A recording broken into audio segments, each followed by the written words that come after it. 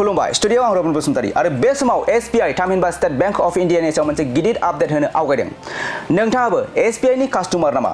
जुदि नोंथाङाबो एसबीआई एबा स्टेट बैंक अफ इन्डियाजों लेना देना दं अब्ला बे रादाबा थारैनो नोंथांनि थाखाय आरो बे रादाबखौ जों नोंथांमोननो ब्रेकिंनि गेजेरजों फोरमायगोन।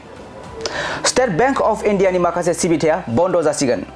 एसबीआई आ फैगौ 1 डिसेम्बरनिफ्राय माखासे सिबिथायखौ बन्द खालामगोन आरो बे सोलायनाय नेमखान्थिफोरा एसबीआई जों सोमोन्दो गोनां सुबुंफोरनिसिम गोबां गोहोम खोख्लैनो हागौ। स्टेट बैंक अफ इन्डिया 30 नबेम्बरनिफ्राय अनलाइन एसबीआई योनो लाइटआव एम-कैश सिबिथायखौ बन्द खालामनाय जागोन। कास्टमारफोरा बे साननिफ्राय एम-कैशनि गेजेरजों रां हरनो एबा दाबि खालामनो हानाय नंलिया। एसबीआई एबा स्टेट बैंक अफ इन्डियानि बाहायगिरिफोरखौ इयुननि गासैबो रां ट्रान्सफार खालामनायाव यूपीआई, आईएमपीएस, निफ्ट आरो आरटीजीएस खौ बाहायनो बोसोन होदों। एसबीआई फोसावनाय बायदिब्ला बियो 30 नबेम्बरनि उननिफ्राय अनलाइन एसबीआई आरो योनो लाइटआव एम-कैश दैथायहरनो आरो दाबि खालामनो हानाय सुबिदाखौ बन्द खालामनाय जासिगोन। बेनि ओंथिया बेनोदि बाहायगिरिफोरा मुलाम्फा मोनग्राफोरनि मुं थिसनालासे रां दैथायहरनो एबा एम-कैशनि लिंक एबा एपनि गेजेरजों रां दाबि खालामनो आरो एम-कैश बाहायनो हानाय नंलिया। एसबीआई वेबसाइटआव होनाय मोनसे मेसेजनि बायदिब्ला 30 नबेम्बरनि उनाव एम-कैशनि दैथायहरनाय आरो लानाय सुबिदाया अनलाइन एसबीआई आरो योनो लाइटआव मोननाय नंलिया।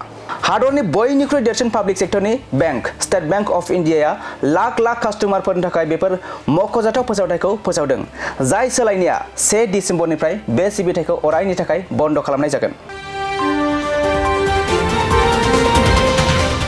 खुलुमबाय स्टुडियो आं रबिन बसुमतारी आरो बे समाव एसबीआई थामहिनबा स्टेट बैंक अफ इन्डियानि सायाव मोनसे गिदिर आपडेट होनो आवगायदों। नोंथाङाबो एसबीआई नि कास्टमार नामा?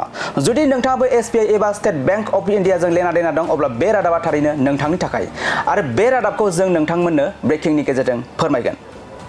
स्टेट बैंक अफ इन्डियानि माखासे सिबिथाया बन्द जासिगोन।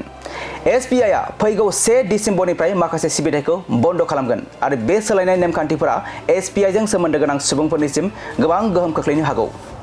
स्टेट बैंक अफ इन्डिया 30 नबेम्बरनिफ्राय अनलाइन एसबीआई योनो लाइटआव एम-कैश सिबिथायखौ बन्द खालामनाय जागोन। कास्टमारफोरा बे साननिफ्राय एम-कैशनि गेजेरजों रां हरनो एबा दाबि खालामनो हानाय नंलिया। एसबीआई एबा स्टेट बैंक अफ इन्डियानि बाहायगिरिफोरखौ इयुननि गासैबो रां ट्रान्सफार खालामनायाव यूपीआई, आईएमपीएस, निफ्ट आरो आरटीजीएस खौ बाहायनो बोसोन होदों। एसबीआई फोसावनाय बायदिब्ला बियो 30 नबेम्बरनि उननिफ्राय अनलाइन एसबीआई आरो योनो लाइटआव एम-कैश दैथायहरनो आरो दाबि खालामनो हानाय सुबिदाखौ बन्द खालामनाय जासिगोन। बेनि ओंथिया बेनोदि बाहायगिरिफोरा मुलाम्फा मोनग्राफोरनि मुं थिसनालासे रां दैथायहरनो एबा एम-कैशनि लिंक एबा एपनि गेजेरजों रां दाबि खालामनो आरो एम-कैश बाहायनो हानाय नंलिया। एसबीआई वेबसाइटआव होनाय मोनसे मेसेजनि बायदिब्ला 30 नबेम्बरनि उनाव एम-कैशनि दैथायहरनाय आरो लानाय सुबिदाया अनलाइन एसबीआई आरो योनो लाइटआव मोननाय नंलिया। हादरनि बयनिख्रुइ देरसिन पाब्लिक सेक्टरनि बैंक स्टेट बैंक अफ इन्डियाया लाख कास्टमारफोरनि थाखाय बेफोर मख'जाथाव फोसावथायखौ फोसावदों, जाय सोलायनाया 1 डिसेम्बरनिफ्राय बे सिबिथायखौ अरायनि थाखाय बन्द खालामनाय जागोन।